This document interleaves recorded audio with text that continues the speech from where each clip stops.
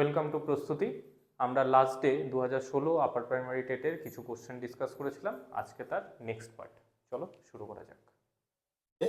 0.63 দুজনের মাথায় পৌনঃপুনিক এর ভগ্নাংশ কত? আমরা পৌনঃপুনিক রিলেটেড শিখেছিলাম যে পৌনঃপুনিক যদি থাকে, যাদের মাথায় পৌনঃপুনিক আছে তাদের জন্য নিচে কি আসবে? দুটো 9 আসবে, একদম ইজি।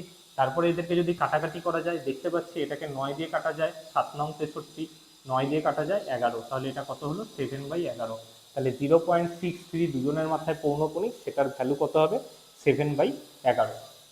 একদম সহজ অঙ্ক ছিল, কিন্তু গতবারের যে আপার প্রাইমারি টেট ছিল তার কোশ্চেন কিন্তু একেবারেই সহজ ছিল। একটুখানি আমাদের জিওমেট্রি পার্ট থেকে বেশি ছিল কোশ্চেন, বাট কোশ্চেন কিন্তু সহজ ছিল। এবার দেওয়া আছে এ আর বি দুটোর বয়সের গড় হচ্ছে 10 বছর। এ আর বি, এ অ্যান্ড বি, তাদের বয়সের গড় কত? আমার 10 বছর। আচ্ছা, বি আর সি এর বয়সের গড়, বি অ্যান্ড সি এর গড় কত? 15 বছর। বি আর সি এর গড় কত? 15 বছর। আর এ আর সি এর গড় বয়স কত? এ অ্যান্ড সি এর গড় বয়স হচ্ছে আমার 20 বছর।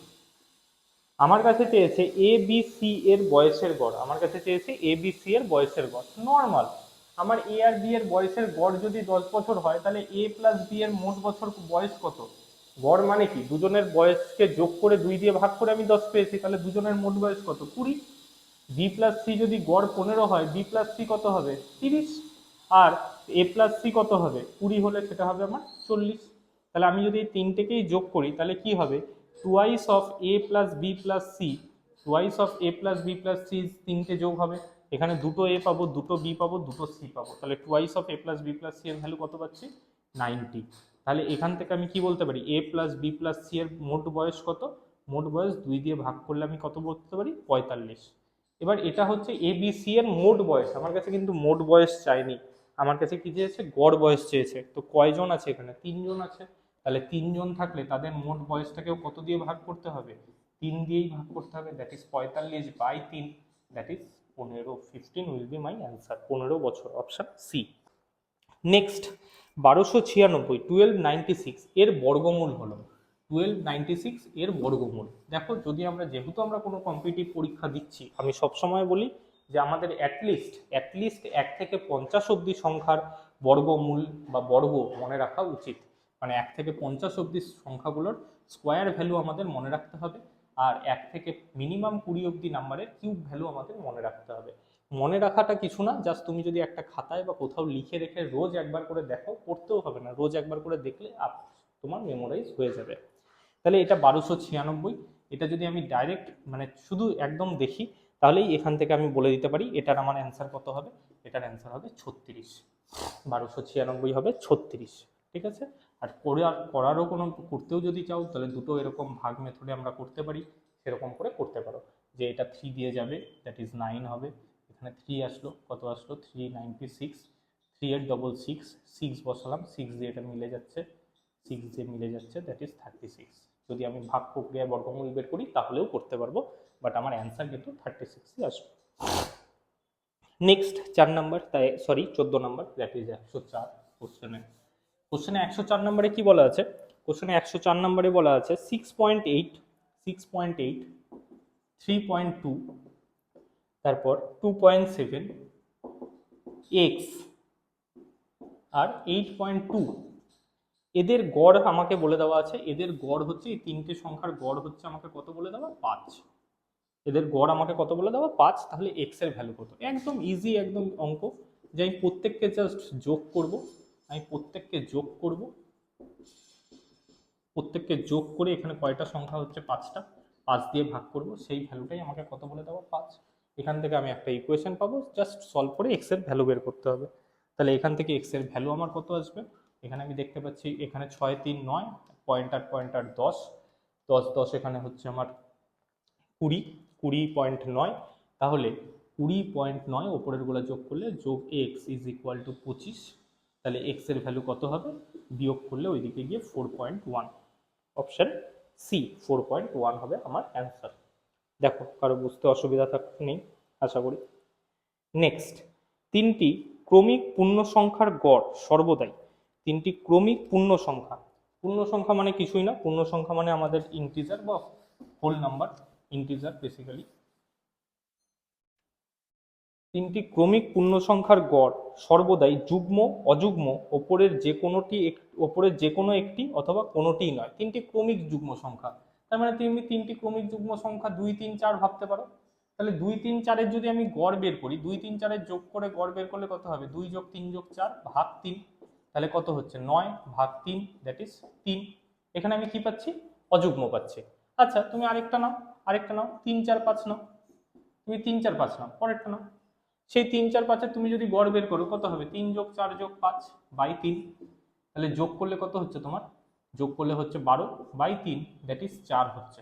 তাহলে একবার আমি যুগ্মও পাচ্ছি, একবার আমি অযুগ্মও পাচ্ছি। বেসিক্যালি হয় যুগ্ম পাবো, নয় অযুগ্ম পাবো। এর বাইরে কিন্তু কখনো আমি ফ্র্যাকশন, দ্যাট ইজ পয়েন্টে পাবো না, কখনোই আমি ভগ্নাংশে পাবো না বা দশমিকে পাবো না। সবসময় এটা আমি একটা পূর্ণ সংখ্যাই পাবো। সেটা যুগ্ম হবে না অযুগ্ম হবে সেটা আমি বলতে পারি না। তাহলে এখানে আমার অপশনটা কি হবে? ওপরের যে কোনো একটি, দ্যাট ইজ যুগ্মও হতে পারে, অডও হতে পারে, ইভেনও হতে পারে, ডিপেন্ডিং আপন আমি কি নিচ্ছি তার উপরে। তাহলে সেই ক্ষেত্রে আমার অ্যান্সারটা কি হবে? অবশ্যই সি, ওপরের যে কোনো একটি। নেক্সট, তারপরে 106 নাম্বার। একটি পঞ্চভুজের 4টি কোণ তোমাকে দিয়ে দেওয়া আছে, পঞ্চম কোণের মান নির্ণয় করতে বলেছে। একটি পঞ্চভুজের 4টি কোণ দেওয়া, পঞ্চম কোণ তোমাকে নির্ণয় করতে বলেছে। এবার পঞ্চভুজের ক্ষেত্রে বা কোনো একটা পঞ্চভুজ বা ষষ্ঠভুজের ক্ষেত্রে মোট কোণ কত হয়? মোট কোণ কত হয়? 5টা ভুজের ক্ষেত্রে মোট ভেতরের অন্তঃকোণগুলোর সমষ্টি কত হয়? সেটার কিন্তু আমাদের একটা ফর্মুলা ছিল। সেই ফর্মুলাটা কি? সেই ফর্মুলাটা হচ্ছে n-2 × 180 ডিগ্রি, যেখানে n এর ভ্যালু কি? n হচ্ছে আমার বাহু সংখ্যা, কয়টা বাহু তার বাহু সংখ্যাই হচ্ছে আমার n। দ্যাট ইজ এখানে যদি আমি কথার কথা ত্রিভুজ যদি হতো, তাহলে ত্রিভুজের ক্ষেত্রে n এর ভ্যালু কত বসাতাম? 3। তাহলে 3 - 2 1, 1 × 180 180। দেখো ত্রিভুজের তিনটি কোণের সমষ্টি 180। চতুর্ভুজের ক্ষেত্রে 4 - 2, দ্যাট ইজ 2 × 180 360। তাহলে পঞ্চভুজের ক্ষেত্রে 5 - 2, দ্যাট ইজ 3 × 180, মানে আমার 540। সেই 540-এর মধ্যে আমাকে 4টে কোণ বলে দেওয়া, 73, 97, 146 অ্যান্ড 138।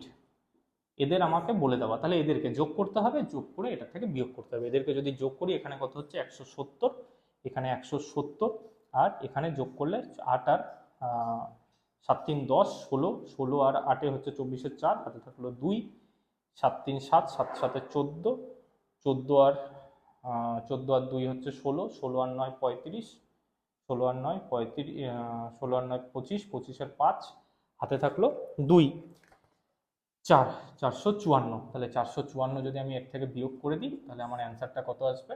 অ্যান্সারটা আসবে 86 ডিগ্রি। অপশনে আছে, হ্যাঁ, অপশন সি 86 ডিগ্রি। ওকে, নেক্সট 107 নাম্বার। সামান্তরিক এবিসিডি এবং আরেকটি সামান্তরিক এবিইএফ এর ক্ষেত্রফল সমান। দুটি সামান্তরিকের আমাকে কি বলেছে? ক্ষেত্রফল সমান। এবার দুটি সামান্তরিকের যদি ক্ষেত্রফল সমান হয়, এবিসিডি এটা একটা সামান্তরিক। আবার আমাকে কিন্তু দেখো সেম বলা আছে যে এবিইএফ, আরেকটা আমাকে বলা এবিইএফ। যদি আমি এরকম ভাবি এবিইএফ এরকম আমাকে বলা যে দুটো সামান্তরিকের পরস্পর ক্ষেত্রফল সমান।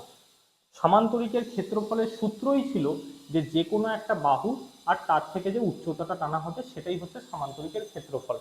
তোমরাই বলো, দুটো সামান্তরিকের ক্ষেত্রে আমার একটা বাহু ফিক্সড, আমার বাহুটা কমন, আবার তাদের ক্ষেত্রফল দুটাও আমাকে বলা হচ্ছে সমান, তাহলে তাদের উচ্চতার দুটো কি কোনোদিনও ডিফারেন্ট হতে পারে?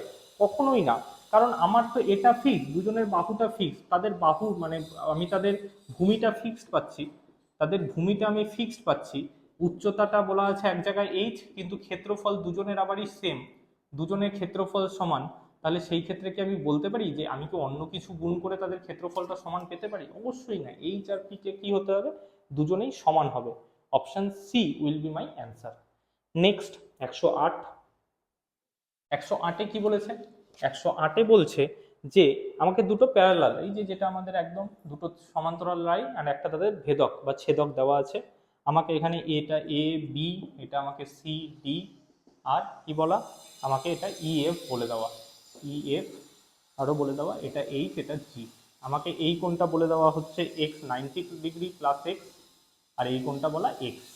এবার আমাকে বলেছে যে বিজিইর ভ্যালু কত? বিজিই মানে এই কোণটা আমার কাছে চাচ্ছে, এই কোণটা আমার কাছে চাচ্ছে বিজিই। এবার একটা জিনিস দেখো, আমরা জানতাম বা আমরা শিখেছিলাম যে কোনো একটা যদি দুটো সমান্তরাল সরলরেখা তাদের যদি ছেদক থাকে, তাহলে ছেদকের একই পার্শ্বে অন্তস্থ কোণ দুটির সমষ্টি কত হয়? 180 ডিগ্রি। অন্তস্থ কোণ দুটির সমষ্টি কত হয়? 180 degree. That is 90 degree plus x is equal to 180 degree. এখান থেকে 90 ওদিকে চলে গেলে 2x is equal to 90 degree. এখান থেকে আমি কি বলতে পারি? এক্স এর ভ্যালু 45 ডিগ্রি। তাহলে এক্স এর ভ্যালু যদি 45 ডিগ্রি হয়, তাহলে এই কোণটা কত হবে? 90 প্লাস 45, দ্যাট ইজ 135 ডিগ্রি, এই কোণটা। এবার এই কোণটা আর এই কোণটা কি পরস্পর বিপ্রতীক কোণ, বিপরীত দিকে আছে বিপ্রতীক কোণ। তাহলে অ্যাঙ্গেল বিজির ভ্যালু কত হবে? 135 degree. That is option C. Next 9 number.